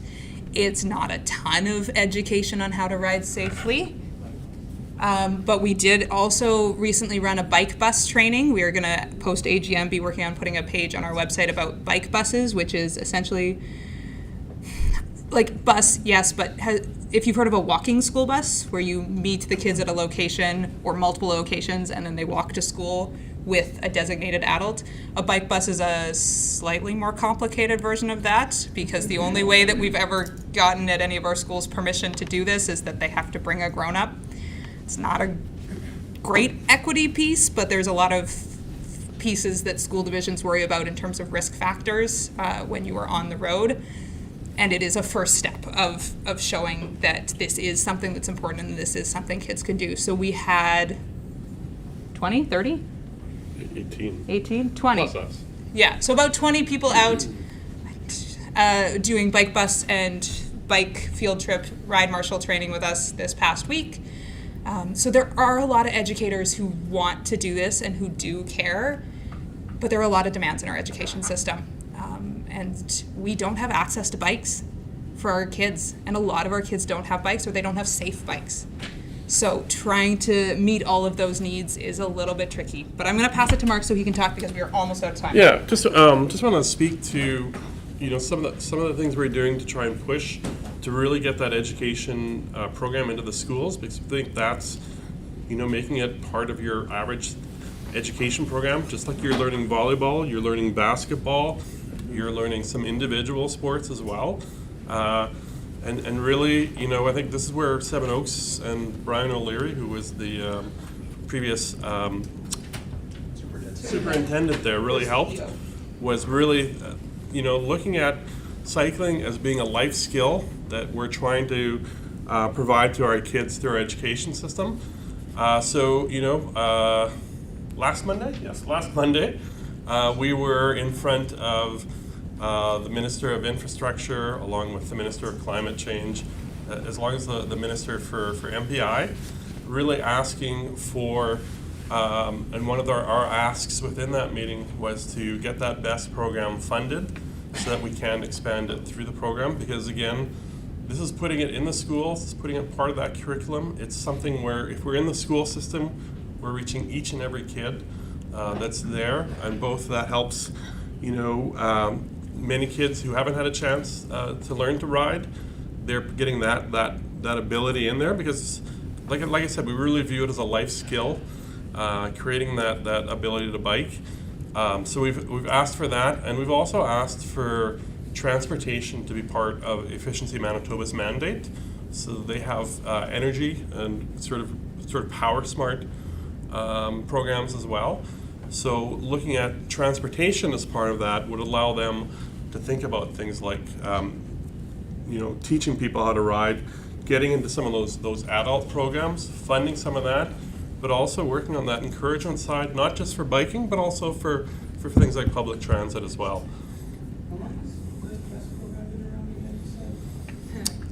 I think it's 10 or 12 years. So. Yeah, it's when we started working on it, but we were, I'm going to say we're maybe closing in on 10 when we first started. Yeah. With Somewhere in that 8 to 12 years. Let me check for you. 8 to 12? Somewhere in that range. So we started in Seven Oaks, really, and I think it was 4 schools in Seven Oaks. Yep. Maybe we did 8, because we probably did 4 in the spring, 4 in the fall. And then we started out grades 4 to 8. A little live and learn through that, especially with Seven Oaks, they have grade 3 and 4 combined. So we moved more to grades 6 to 8, which allowed us to expand across that school district. Best working with any other nonprofit or organizations to better themselves or expand themselves, i.e. like the Wrench? Yeah, the Wrench is one of the partners in BEST. Yeah. Yeah, along with Green Action Center, who actually run the program. 2015 was when the steering committee was struck with the interested stakeholders. It doesn't say when it actually hit the ground running on the website, but that's the data I've got. Sorry, Julia just answered. 2015 was the date that it started through a working committee, yeah. And then This is more of a statement than a question. When we're talking about education, we also need to be talking about some of these. Come on up here, Dave. I had to make Dave come talk to the microphone. I can talk loud. No, but the online people can't hear you. Yeah. When we talk about education, we also need to talk about adult education, because there's an awful lot of new people out there that are jumping on their bikes, especially since the time of the pandemic. They're getting on their bikes. They have no clue. They've never had any education. So Mark was saying that we're pushing MPI. We're also pushing MPI to try and do more of their Cycle Champions course, or the Bike It course, as Pat would be familiar with, and trying to get more adult education out there. It's tough because adults don't necessarily think they need education, especially men.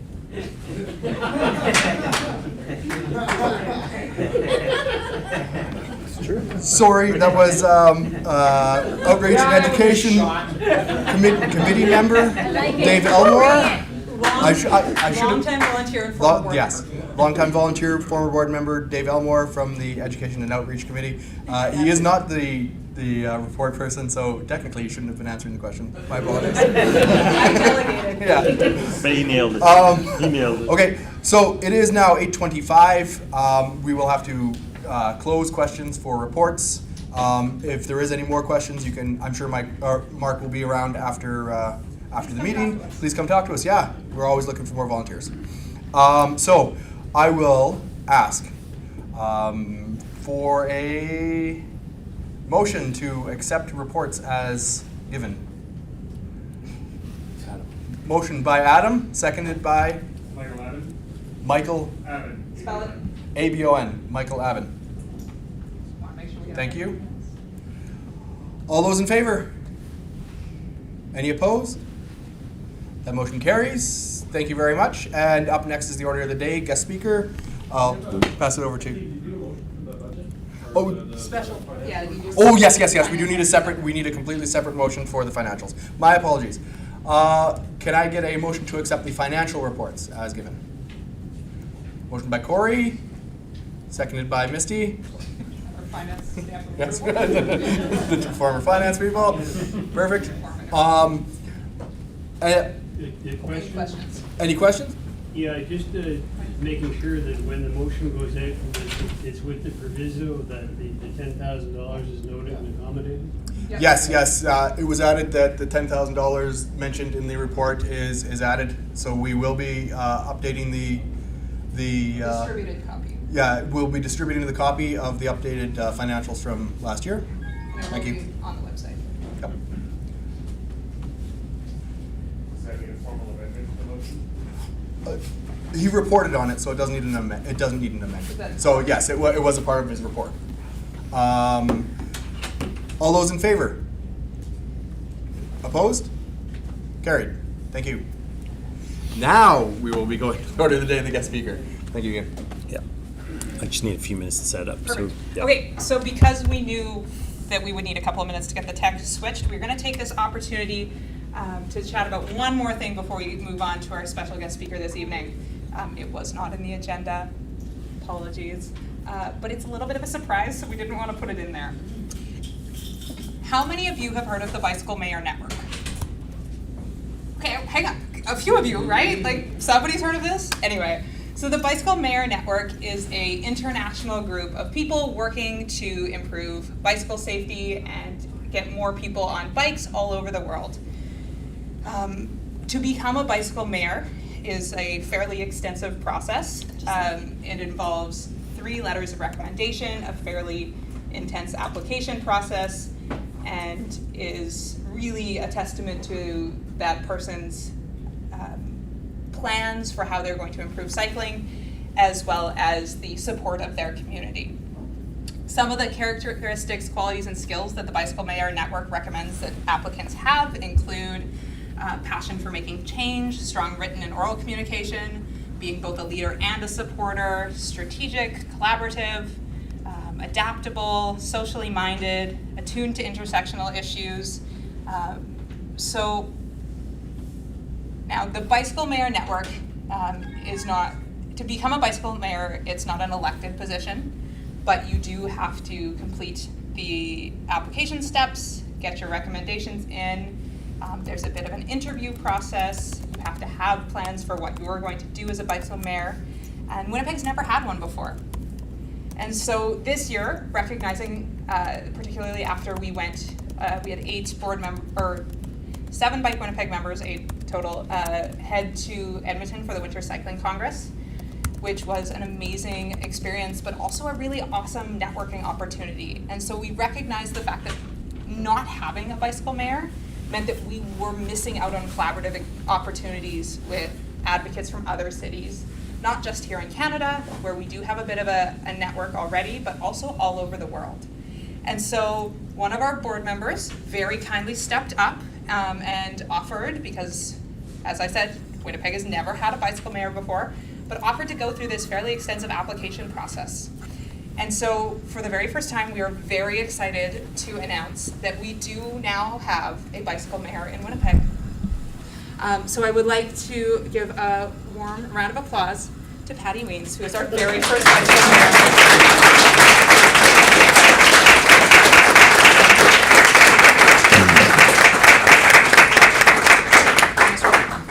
All right, so Patty works with us here at Bike Winnipeg and also at the University of Winnipeg. She advocates for a more connected bicycle network, better snow maintenance, protected trails. She is our newsletter editor, our board secretary, and also just an all-around amazing dedicated volunteer who made it out to, I would say, more than 75% of our rides and events last season, which, again, 32 group rides. So we are just so very, very grateful that she is part of our board and that she has received this incredible opportunity thanks to all of her hard work and dedication. So yeah, there will be an official launch event coming in May. Sure, you come tell them. Love it. I will now introduce our bicycle mayor.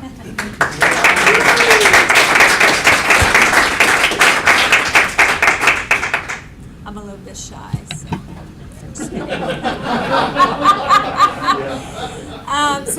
There will be a couple of events I've coordinated with. I'm really lucky to work at the U of W where they have a really high mandate for sustainability. We're going to be doing a lunch and learn event on May 8th. It's a Wednesday. And then we're going to be doing another event on June 5th, right before Bike Week starts, which will be, the staff will be able to bring their bikes in for a tune-up, and we're going to do a group ride in the evening. We're hoping to be also featuring a film, but basically what this means is it's just one more voice representing you, representing what you want, representing, advocating for more safety for yourself and for your kids and grandkids on the roads. That's all it is. And I'm really excited and honored that I was recommended by some of you Some of you may be wondering, who does she think she is? Well, I'm the Queen of the North. So, if you know, you know. So I'm really excited that I get to connect with bicycle mayors from all over the world and see what they've done to make things work. So thank you very much. Stay tuned. Sign up for the newsletter so that you can find out more about these events. And come out and volunteer. I can't say that enough. We volunteered at a lot of the rides last year, and well, that was all of our summer. And it would be really great to see some more people come out and volunteer, donate, tell your friends to join. I can't say that enough. We can only represent you if you come out, and if you join, and if you donate, and make your voice heard. Okay? Thank you very much.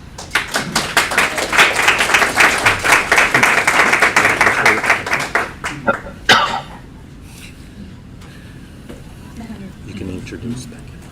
All right. So I mentioned that we went this year to the Winter Cycling Congress. For those of you who haven't heard of the Winter Cycling Congress, this is an amazing event hosted by the Winter Cycling Federation, as well as local partner organizations in the cities that host. Winnipeg was fortunate enough to host the second Winter Cycling Congress, the first in North America, in 2014? 13 or 14. Somebody can fact check me later. I think 2013 was the very first one in Oulu. Pekka's nodding, so I'm going to take that as a yes. So while we were there, okay, sorry, Mark's confusing me. While we were there, we got the opportunity to meet all sorts of amazing people, one of whom is our special guest speaker tonight. Those of my bike friends in the room who got the chance to ride with Pekka knows that he is absolutely a diehard winter cyclist. We went on a 5-hour spontaneous bike ride through Edmonton. And so we're very, very excited for this opportunity for all of you to learn some of the pieces that we got to experience and hear while we were at the Winter Cycling Congress. Pekka hails from Oulu, Finland. Works as the well-being engineer, right? Yes. And is generally an all-around bike fanatic. Pekka, I'm going to let you tell us a little bit more about what you do, but we do want to thank you so much for coming out to speak to all of us about Finnish infrastructure and cycling tonight. At 4:30 in the Oh yeah, morning. it's 4:30 in the morning in Oulu right now, so thank you.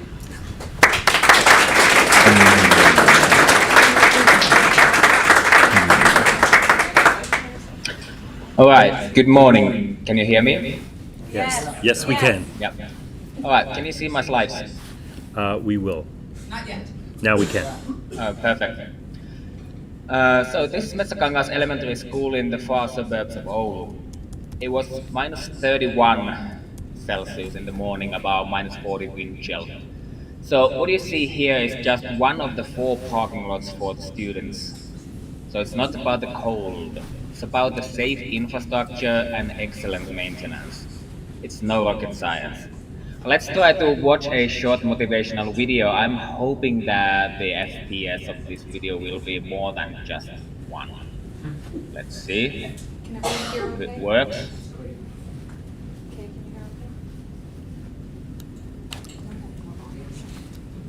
Yeah.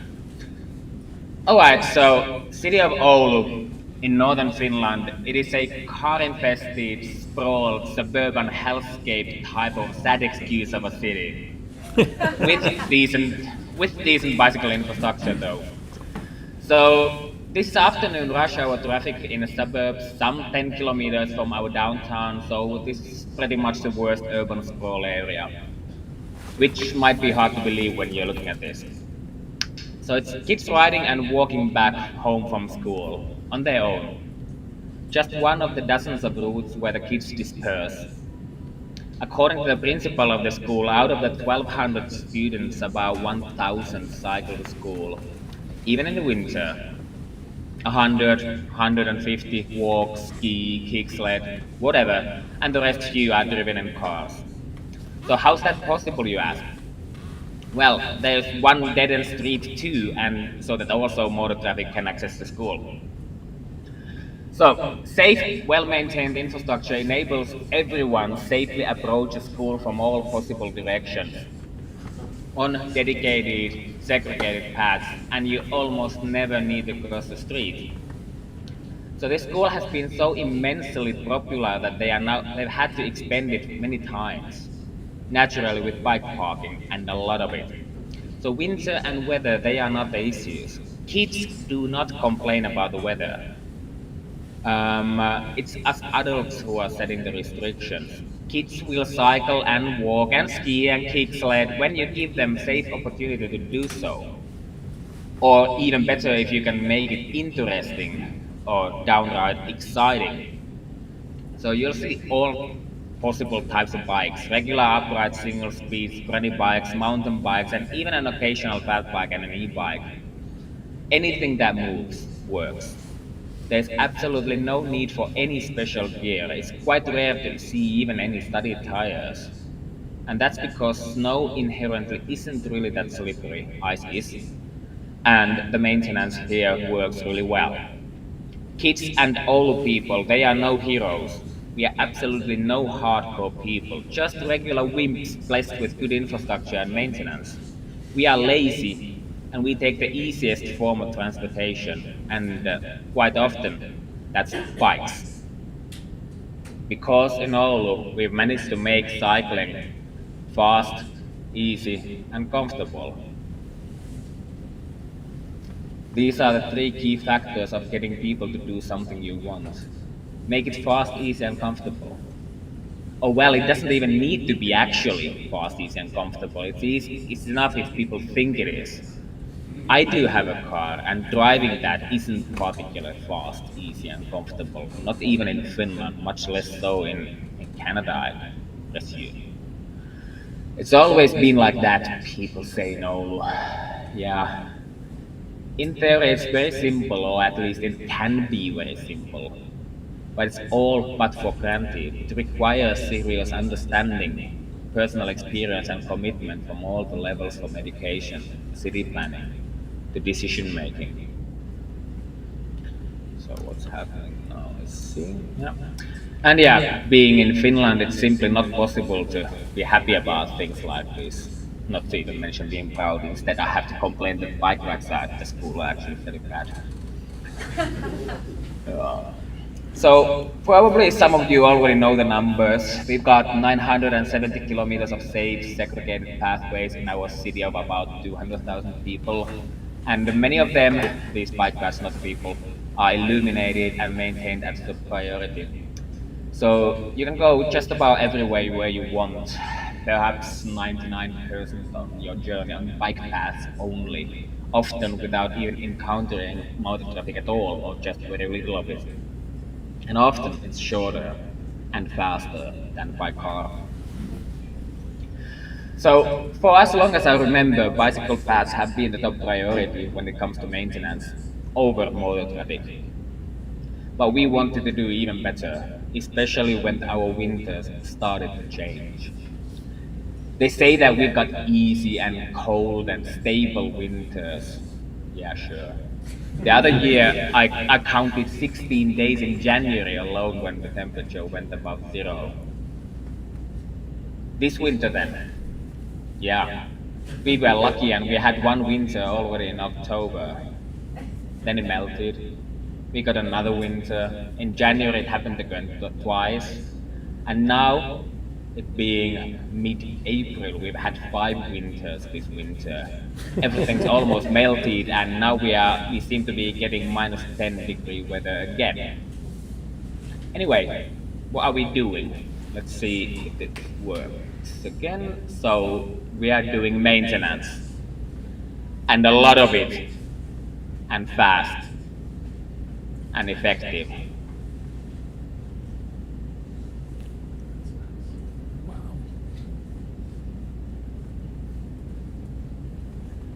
And we are not obsessed with bare asphalt. See if it works. Yeah. So there's often a layer of hardpacked snow but it's not groomed. It's not intentionally accumulated. We try to keep it thin. At best, so thin that if and when it melts, it's not going to be a problem. Of course, this is kind of best case scenario, but you can even see the painted bicycle and walking symbols on the surface here. We're having some issues with the PowerPoint.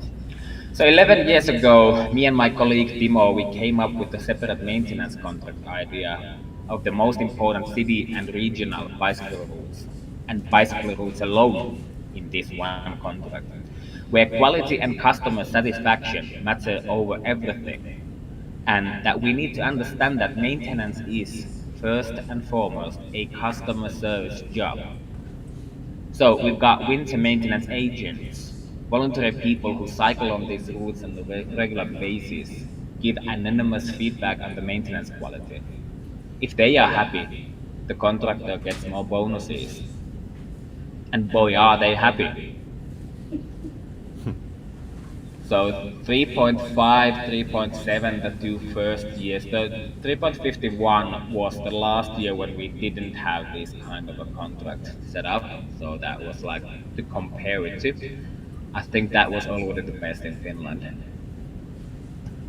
Anyway, they are so happy that this local beginner-focused cycling group collected money to buy a custom-made bicycle cake to the contractor. So, I don't know if such a thing has ever happened anyway.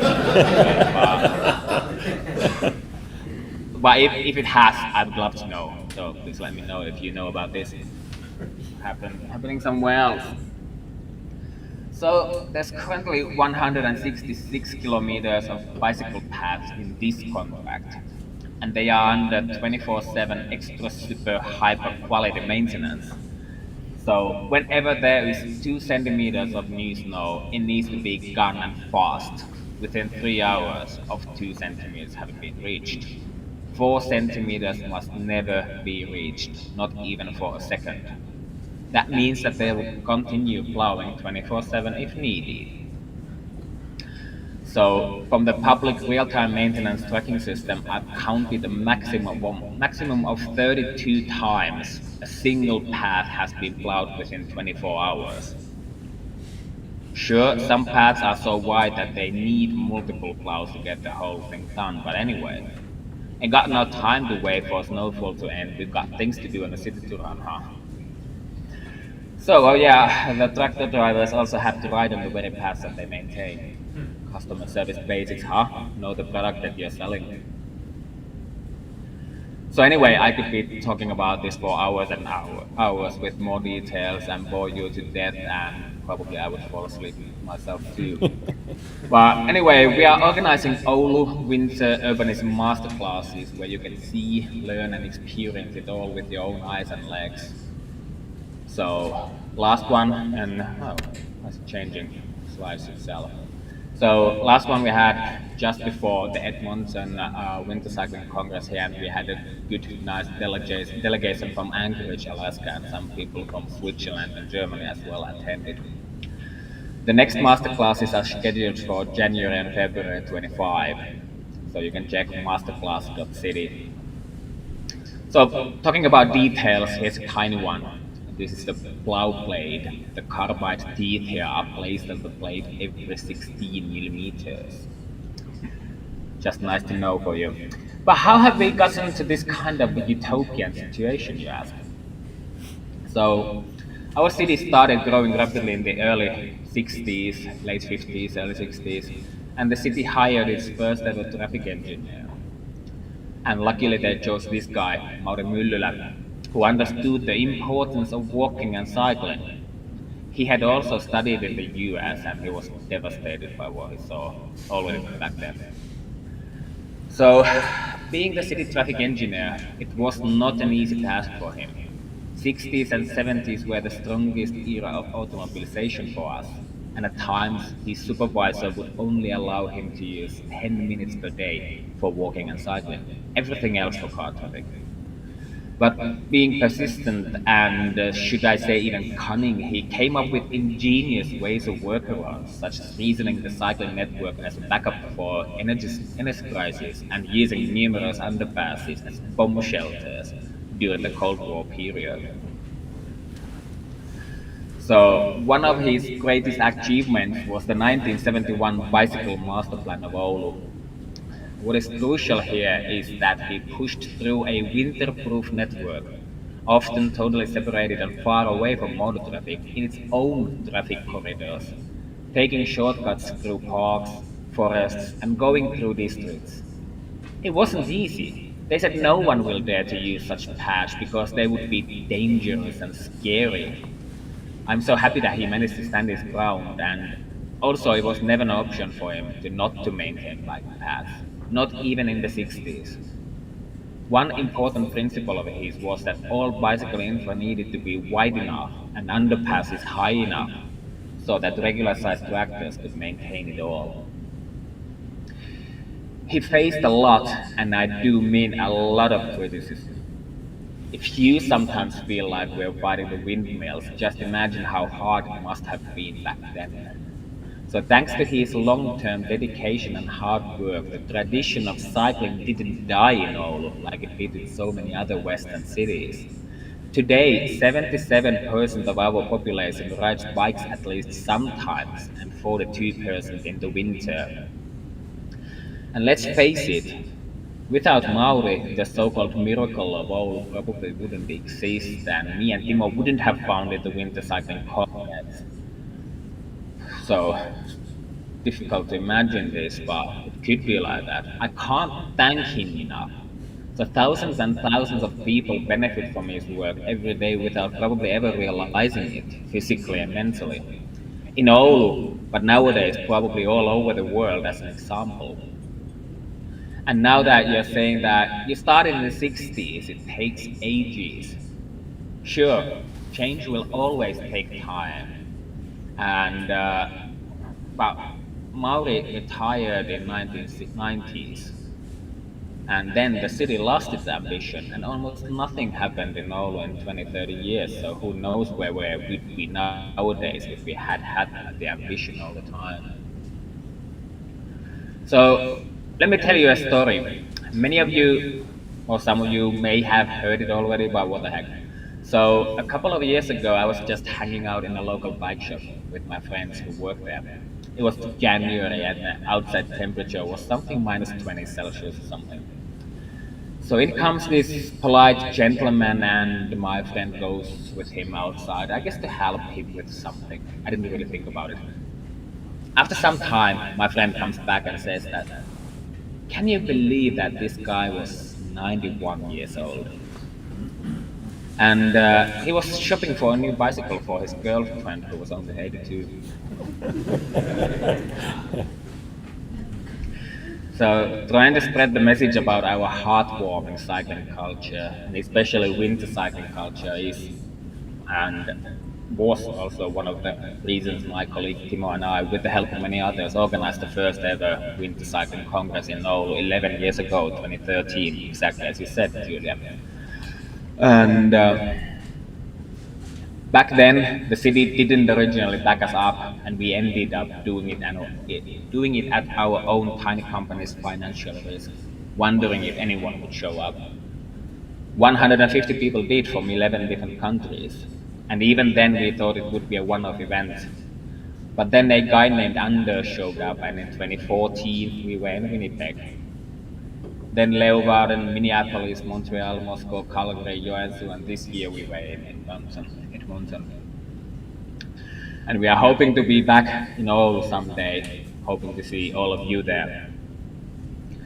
Let's see if this works again. So even if Oulu might sound like a dream, a utopia, I just want to encourage you, it's possible, it exists, it's economically feasible.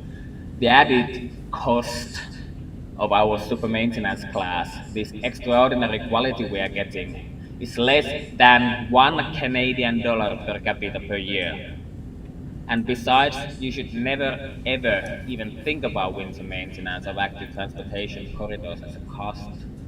It's an investment, a really profitable investment to the health and well-being of us all, from the youngest of age.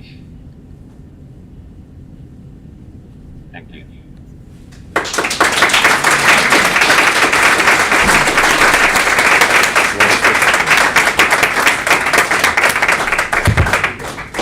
Thank you so much, Pekka. I'm actually going to do Pekka's bio now because nobody warned me I was supposed to introduce him. Sorry, Pekka. But Pekka lives in Oulu, Finland, which is the winter cycling capital of the world. It's located almost at the Arctic Circle, so they definitely get winter there.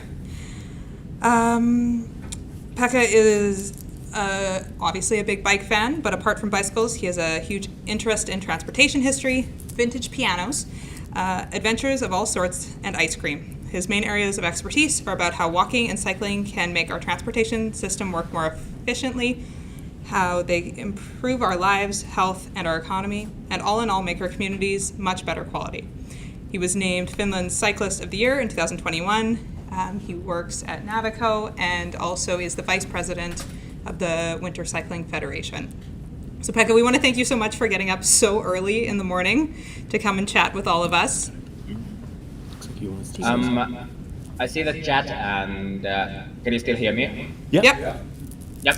So in the chat, Janice is asking, did I say that we maintain 166 kilometers? So this 166 kilometers is just the super maintenance class. Everything else is of course maintained as per priority as well. So 99% of our 970 kilometer network is maintained. Pekka, do you have time to take a few questions from our friends Sure. here? Does anyone have any questions? I know we have a couple in the chat, so if you want a second to think about it, were there any? Just comments. Oh, just lots of comments. Yes, we're all very jealous of Oulu's cycling infrastructure. Yeah.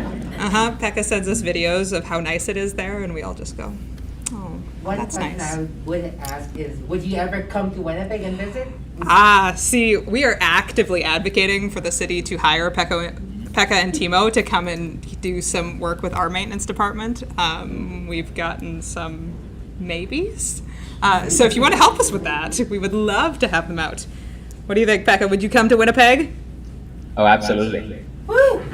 I know where we have a piano. Yeah, we got a few. Oh yeah. So even more reasons. Anyone else? All right, I think if that's it. Oh, yeah, okay. What are some other cities that are doing okay? Kind of top 5 cities. Ooh, tricky question. Do you have any other cities outside of Oulu that you would say are doing winter or in general? Yeah, winter cycling. Winter cycling, better than average. So it depends on the definition of average, of course. The city of Joensuu in the eastern Finland is pretty good as well, and I hear the city of Umeå in Sweden is pretty good as well. So not in North America is what I'm hearing. We all need to go and visit Scandinavia if we want better winter cycling. Yeah. You're absolutely welcome. One more question. Leslie. Are most of your bike lanes 2 ways or that wide? Yeah, tell us about your bike lanes. The question is, are most of them 2 ways and wide like that? How does the bike path network work?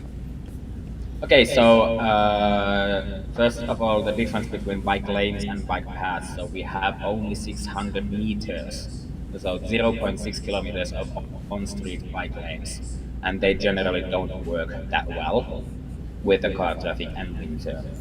So everything else is safe, segregated bicycle paths, which are physically separated from motor traffic, and most of them are 3 to 4 meter wide. Most of them being 3.5 meters wide, which are bidirectional, and they are also shared with pedestrians. But since there's so many people walking and cycling all the time, it's usually not any kind of a problem. But then the most used paths are, and the most important paths are currently under renovation and being upgraded to our modern bicycle superhighway standard. and we've got about 20 kilometers of them, and they are 6.6 meters wide. So there's 4 meters for bidirectional bicycle traffic and 2.5 for walking and 0.1 for separation. Okay, so we are just about at 9 o'clock. I'm going to do this like I do with my students. Thumbs up, thumbs down. Can we do one more question before we do election results? I'm seeing mostly thumbs up. Everyone's okay to wait for a couple more minutes? Awesome. All right, I've got one. Somebody's hand was up in the back there. My question is about the land. Was the land part of a subdivision when they were being built, or where? Because like, I'm trying to figure out where the room for all these pathways came from. Was it part of a subdivision plan, or were they just repurposed green spaces or something else? So tell us how you have the space for all these beautiful, beautiful bike paths is essentially the question. Where did the land come from?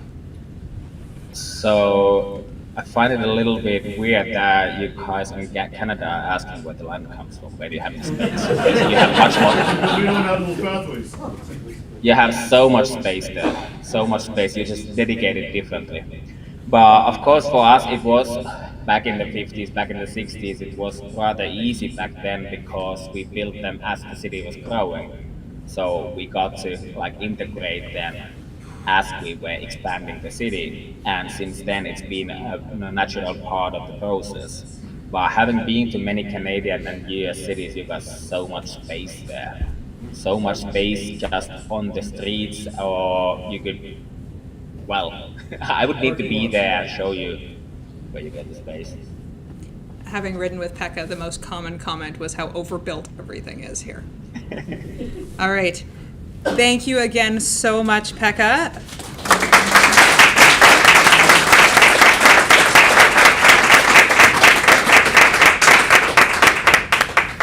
Thank you. All right. Steve?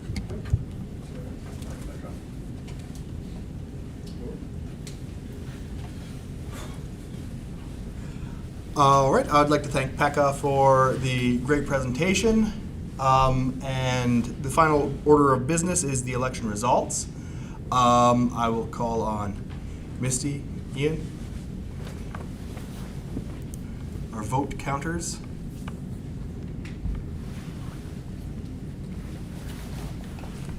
Do you guys want to announce it, or doesn't matter?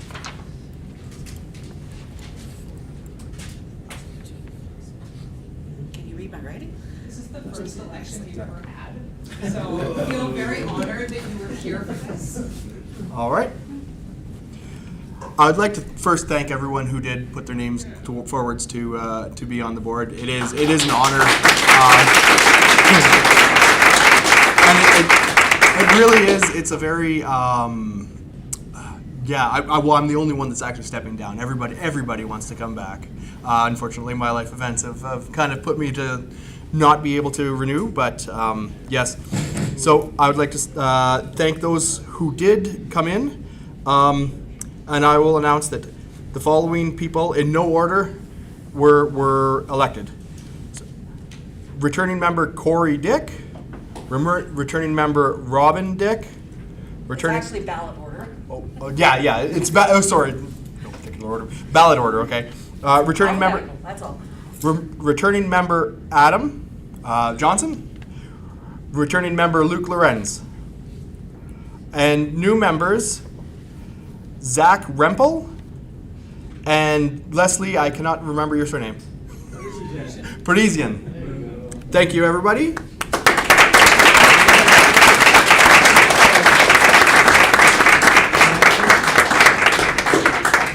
And now I will ask the floor for a motion to adjourn. I need a motion to accept the directive. Oh, yes. So sorry. Motion to accept the results of the election as presented. Oh. And a motion to destroy the ballots. Oh, destroy the ballots as well. Yes. Okay. So first motion to accept the election results. Your name? Kevin Wiersma, W-I-E-R-S-M-A. Kevin Wiersma. You got that? Excellent. Can I get a seconder? Ian. All right. All in favor? Any opposed? Carried. And a motion to destroy ballots. I would so move. All right. Misty, second by Steve West. All in favor? Opposed? That's carried as well? All right. I think I got everything now, right, Misty? Just one last call. If you want to come volunteer with us, please come chat with your committee member or leader of choice, and we would love to have you. Yep. And our next newsletter will have volunteer dates for training. Okay. All right. I'm asking the floor for a motion to adjourn. There's a few of us. Everyone entire board. All right.